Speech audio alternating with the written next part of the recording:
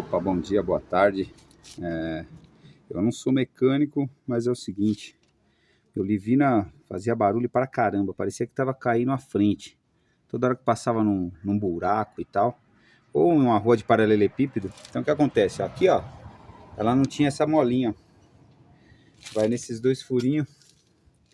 Tem um aqui, ó. Tem um furinho aqui. E aí a molinha para ela deixar afastar as pastilhas. E uma outra coisa que acontece também é o seguinte, ó, esse pino aqui, ó, que não tem a borrachinha, ele é em cima, ele tava embaixo. Então, o pino que tem essa borrachinha aqui, ó, é em cima, quer dizer, é embaixo.